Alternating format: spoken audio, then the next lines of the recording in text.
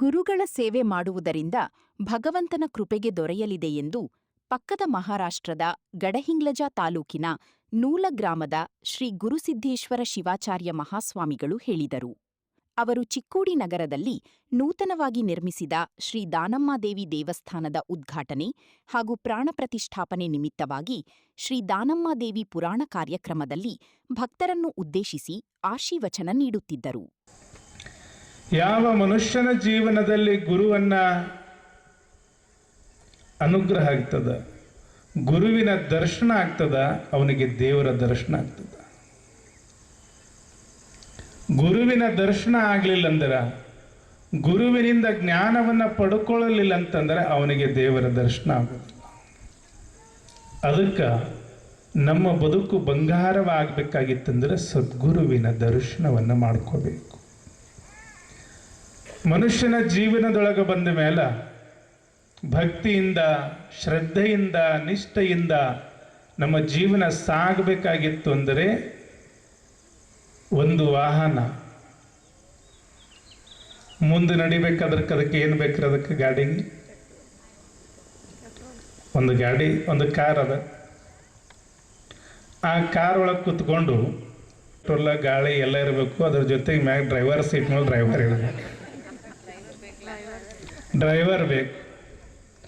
ಇಲ್ಲಿಂದ ನಾವು ಬೆಳಗಾವಿಗೆ ಹೋಗ್ಬೇಕಂದ್ರೆ ಆ ಗಾಡಿಗೆ ಡ್ರೈವರ್ ಬೇಕು. ಈ 84 ಲಕ್ಷ ಜೀವಿಗಳನ್ನ ದಾಟಿ ಬಂದಿರುವಂಥ ಈ ಮನುಷ್ಯನನ್ನ ಮತ್ತೆ ಮಹಾದೇವನಲ್ಲಿ ಹೋಗ್ಬೇಕಂದ್ರೆ ಗುರುವಂತ ಡ್ರೈವರ್ ಈ ಜೀವನಕ್ಕೆ ಬೇಕು. ಅದಕ್ಕೆ ಸದ್ಗುರುವಿನ ದರ್ಶನವನ್ನ ಆಗಬೇಕು. ಗುರು ಇಲ್ಲ ಅಂತಂದ್ರೆ ನಮಗೆ ಮತಿ ಇಲ್ಲ. ಜೀವನಕ್ಕೆ ಎಲ್ಲವೂ ಸದ್ಗತಿ. ಅದಕ್ಕೆ ಯಾರು ಸದ್ಗುರುವಿನನ್ನ ಆಶ್ರಯಿಸ್ತಿರ್ತಾರೋ ಅವರಿಗೆ ಬದುಕಿನಲ್ಲಿ ಯಾವ ಬಂಧನವೂ ಕೂಡ ಬರುವುದಿಲ್ಲ. ಗುಲಾಮನಾಗುವ ತನಕ, ಗುರುವಿನ ಗುಲಾಮ ನಾಗುವ ತನಕ ದೊರೆಯೋದನ್ನ ಮುಕ್ತಿ, ದೊರೆಯೋದನ್ನ ಮುಕ್ತಿ.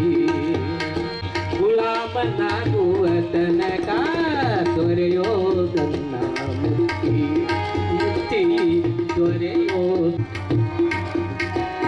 ಪರಿ ಪರಿ ಅನೇಕ ಶಾಸ್ತ್ರವ ನೋಡಿ ವ್ಯರ್ಥವಾಯಿತು ಭಕ್ತಿ ಮುಕ್ತಿ, ವ್ಯರ್ಥವಾಯಿತು ಭಕ್ತಿ ಮುಕ್ತಿ ದೊರೆಯೋದನ್ನ ಮುಕ್ತಿ, ಮುಕ್ತಿ. ಗುರುವಿನ ಗುಲಾಮ ನಾಗುವ ತನಕ, ಗುರುವಿನ ಗುಲಾಮ. ಪುರಾಣ ಪ್ರವಚನದ ದಿವ್ಯ ಸಾನ್ನಿಧ್ಯವನ್ನು ಚಿಕ್ಕೋಡಿ ಚರಮೂರ್ತಿ ಮಠದ ಶ್ರೀ ಸಂಪಾದನಾ ಮಹಾಸ್ವಾಮಿಗಳು ವಹಿಸಿದರು. ನೂರಾರು ಸಂಖ್ಯೆಯಲ್ಲಿ ಭಕ್ತರು ಆಗಮಿಸಿದರು. ವಿಚಾರ ಅಳವಡಿಸಿಕೊಂಡ್ರೆ ಈ ಜೀವನದ ಗಾಡಿ 100 ವರ್ಷ ಯಾವುದೇ ತೊಂದರೆಯಲ್ಲಿ ಹೋಗ್ತಂತ ಅನ್ನೋದಕ್ಕೆ ಇಂತಹ ಪುರಾಣಗಳ ಸಾಕ್ಷಿ ಆಗ್ತವೆ. ವ್ಯಾಸ 18 ಪುರಾಣಗಳನ್ನು ಬರೆದ.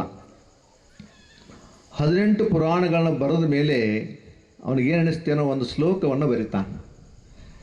ಅಷ್ಟಾದಶ ಪುರಾಣೇಶು ವ್ಯಾಸಸ್ಯ ವಚನದ್ವಯಂ ಪರೋಪಕಾರಾಯ ಪುಣ್ಯಾಯ ಪಾಪಾಯ ಪರಪೀಡನಂ. 18 ಪುರಾಣಗಳನ್ನು ಓದಲಿಕ್ಕೆ ಸಮಯ ಇಲ್ಲದವರು 18 ಪುರಾಣಗಳ ಸಾರ ಸಂಗ್ರಹ 2 ಮಾತಿನಲ್ಲಿ ಹೇಳ್ತಾನೆ ನಾವು. ಏನು? ಇನ್ನೊಬ್ಬರಿಗೆ ಸಹಾಯ ಮಾಡಿದರೆ ಪುಣ್ಯ ಪ್ರಾಪ್ತಿಯಾಗ್ತದೆ, ಇನ್ನೊಬ್ಬರಿಗೆ ಕಷ್ಟ ಕೊಟ್ಟ ನಮಗೆ ಪಾಪ ಹತ್ತದೆ. ಇವೆರಡನ್ನು ತಿಳ್ಕೊಂಡ್ರೆ 18 ಪುರಾಣ ಓದಿದಷ್ಟೇ ಫಲ ಸಿಗುತ್ತದೆ ಅನ್ನುವಂಥ ಮಾತನ್ನು ವ್ಯಾಸ ಈ ಶ್ಲೋಕದಲ್ಲಿ ಬರೀತಾನೆ.